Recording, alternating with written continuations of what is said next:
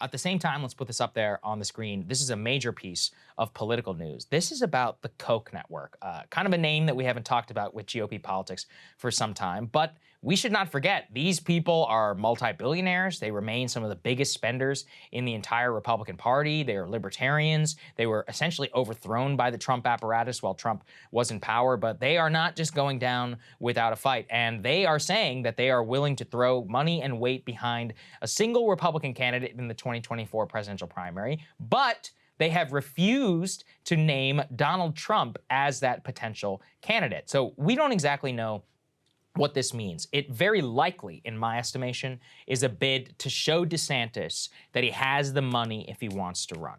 And because it's not just about Koch, we've got Ken Griffin as well, who I've talked about, the Citadel billionaire. Some of you will remember from GameStop fame. I think he's worth like $30 billion. He's already said, he's like, I would back DeSantis. Last time around that we did a segment about DeSantis, we talked about Miriam Adelson. I believe she has some 40 or 50 billion to play with. The Koch's is, $100 billion slush fund. So I think that this is one of those signals to somebody who would be much more friendly to more economic libertarianism, even than Trump, even though Trump was really only doing it in rhetoric. The Kochs love a DeSantis type figure. Remember, they're also the people who funded much of the initial Tea Party wave back in 2010. So I think that this is a big signal to DeSantis. They're like, hey, money's there. Yeah. If you want to do it, you're going to have an unlimited pocketbook. Money's not going to be the issue for Ron DeSantis. Yeah, of course. Even, without the Koch network, he's got a number of billionaires lined up. I think there are a lot of Republicans who are, well-positioned to donate to him, well-positioned to raise money for him, who would back his candidacy. So that is not going to be the issue.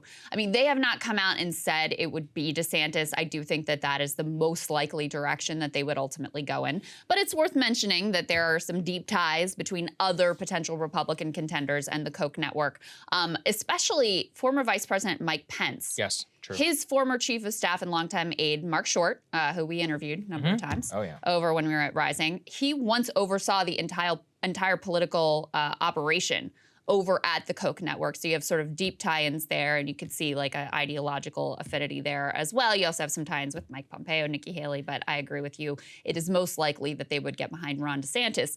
And this isn't just about the presidential election. They also are signaling they want to play more heavily in terms of Republican primaries to try to reclaim the entirety of the Republican Party and make sure that they're back under their thumb in the more consistent way that they ultimately used to be. Bingo. Hey guys, ready or not, 2024 is fully upon us now, and Saagar and I have been brainstorming ways that we can really up our game for this critical election. Yeah, we rely on our premium subs to expand our coverage, to add staff, to upgrade the studio. We just want to give you the best independent coverage of this election, which is possible. So if you can help us out, become a premium subscriber today, breakingpoints.com, or the link is down here in the description video. It really means the world to us, and if you like what we're all about, this is the best possible way to keep us 100% independent, working only for you.